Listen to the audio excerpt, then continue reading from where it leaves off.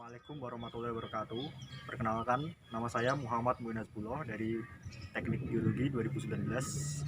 Di sini saya akan menjelaskan tentang echinofosil, karakteristik, klasifikasi, substrat dan preservasi beserta echinofasieska. Yang pertama itu adalah pengertian dari echinofosil sendiri. Echinofosil sendiri itu merupakan suatu struktur sedimen yang kemudian terawetkan sebagai hasil dari aktivitas makhluk hidup yang biasanya berupa trek, trail, burrow, boring, tube, dan tunnel. Ya, selanjutnya saya akan menjelaskan tentang karakteristik dari echinofosil sendiri.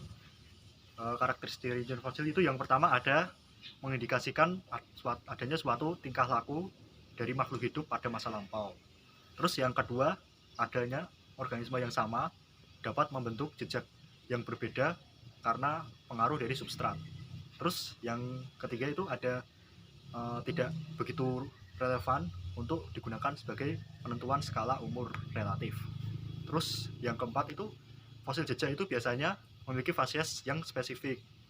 Terus yang kelima itu fosil jejak biasanya itu dipengaruhi oleh lingkungan. Nah, kemudian ada klasifikasi dari echinofosil sendiri.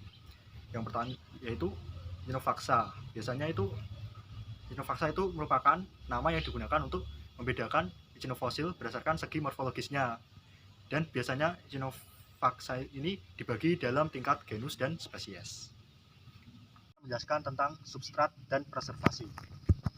Yang substrat itu merupakan suatu tempat pengawetan dari echinofosil sendiri.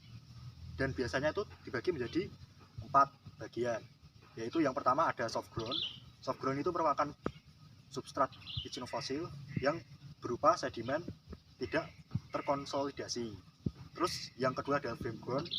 Film ground itu merupakan sedimen yang semi terkonsolidasi. Terus yang ketiga itu ada hard ground. Hard ground itu merupakan substrat echinofosil sedimen yang sudah terkonsolidasi. Dan yang terakhir itu merupakan wood ground. Wood ground itu merupakan sedimen in situ lateral substrat berkarbon. Nah, itu merupakan keempat substrat. Lalu yang selanjutnya ada preservasi. Preservasi sendiri itu merupakan proses pengawetan dari echinofosil sendiri. Nah, preservasi juga dibagi menjadi 4. Yang pertama itu ada epirelief, yaitu merupakan proses pengawetan yang terletak pada bagian atas lapisan atau substrat. Terus yang kedua itu ada full relief. Full relief itu merupakan proses pengawetan yang terjadi pada dalam lapisan atau dalam substrat. Terus yang ketiga ada semi relief. Semi relief itu merupakan pengawetan echinofosil yang terletak pada batas antara lapisan. Terus yang terakhir ada hyporelief. Hyporelief itu merupakan pengawetan dari echinofosil yang terletak di bawah lapisan atau substrat sendiri. Nah, selanjutnya yang terakhir, saya akan menjelaskan tentang echinofasies. Apa itu echinofasies? Echinofasies itu merupakan suatu kumpulan dari echinofosil yang berada di lapisan yang terbentuk berdasarkan lingkungan yang sama. Nah, echinofasies itu dibagi menjadi beberapa bagian. Yang pertama ada Tripanites, terus ada Teredolites, terus Glossifunites, Scolites, selanjutnya ada Silornicus, lalu Mereites, Zoopicos, Croziana, dan yang terakhir Soema. Selanjutnya saya akan menjelaskan tentang fungsi dari mempelajari echinofosil. Kalian masih belum tahu kan apa fungsi dari mempelajari echinofosil sendiri kan? Nah, di sini saya akan menjelaskan dari fungsi dari mempelajari tersebut. Yang pertama itu adanya korelasi stratigrafi, yaitu suatu penentuan perlapisan dari suatu lapisan sedimen.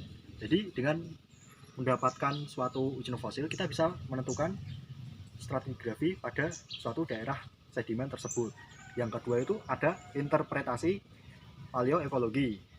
Nah, yang dimaksud di sini itu suatu penginterpretasian lingkungan pada zaman dahulu.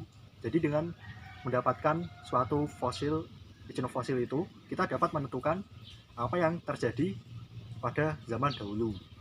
Yang ketiga ada interpretasi lingkungan pengendapan. Nah, yang dimaksud di sini itu lingkungan pengendapan dari sedimen didapatkannya atau ditemukannya ijen fosil tersebut. Jadi dengan menemukan ijen fosil tersebut, kita bisa menentukan lingkungan pengendapan sedimen tersebut merupakan lingkungan pengendapan laut atau lingkungan pengendapan darat. Ya, yang terakhir itu ada interpretasi batrimetri. Apa itu interpretasi batrimetri? Interpretasi batrimetri itu merupakan interpretasi penentuan dari kedalaman laut. Jadi dengan menemukan ijen fosil, kita bisa menentukan suatu kedalaman laut tersebut.